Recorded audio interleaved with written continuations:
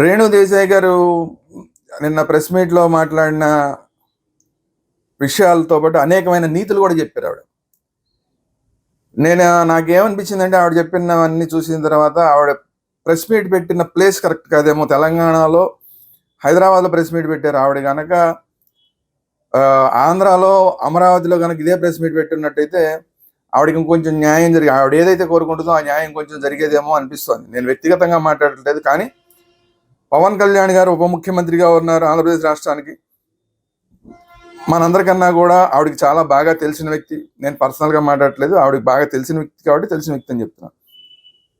So ఆయన ఉప ముఖ్యమంత్రిగా ఉన్నారు కాబట్టి డైరెక్ట్గా ఈవిడ అమరావతిలో ప్రెస్ మీట్ పెట్టి ఇదే సూక్తులు నీతి బోధలు చేసిస్తే కూడా ఆయన వాటిని పట్టించుకుని ఉండేవారేమో. లేదంటే డైరెక్ట్గా ఆవిడ వెళ్ళి పవన్ కళ్యాణ్ గారిని కలవచ్చు, ఆయనకే చెప్పచ్చు. ఎందుకంటే పంచాయతీరాజ్ ఈవిడ చెప్పిన పల్లెటూళ్ళలో కుక్కలు, పంచాయతీ సర్పంచులు కొంచెం కుక్కలను కొన్ని చోట్ల చంపేయడాలు, ఇలాంటివన్నీ కూడా వీటన్నిటికీ సంబంధించి పంచాయతీరాజ్ శాఖ అంతా కూడా పవన్ కళ్యాణ్ గారి ఆధ్వర్యంలో ఉంది. అది కాక ఆయన ఉప ముఖ్యమంత్రిగా ఉన్నారు కాబట్టి సిటీసీకి సంబంధించి కూడా ఆ కుక్కలకు సంబంధించిన విషయం ఏదైనా మాట్లాడాలన్నా, లేదన్నా దానికి స్టెరిలైజేషన్ చేయాలన్నా వీటన్నిటికీ కూడా ఆయనకి అధికారం ఉంది. కాబట్టి ఇక్కడ పవన్ కళ్యాణ్ గారి దగ్గరికి వెళ్ళి ఈ విషయాలన్నీ చెప్పుకుంటే ఈ నీతి సూక్తులన్నీ కూడా ప్రెస్ మీట్లో ప్రెస్ వాళ్ళకినూ జనానికి చెప్పడం కన్నా కూడా పవన్ కళ్యాణ్ గారికి చెప్పుంటే ఆ నీతి సూక్తులు ఆయన తీసుకుని ఆయన తగిన చర్యలు తీసుకుని ఉండేవారేమో అనిపించింది. మరి తెలంగాణ ప్రభుత్వం కూడా మరి స్పందించి తగిన చర్యలు తీసుకుంటుందా ఏంటనేది చూడాలి.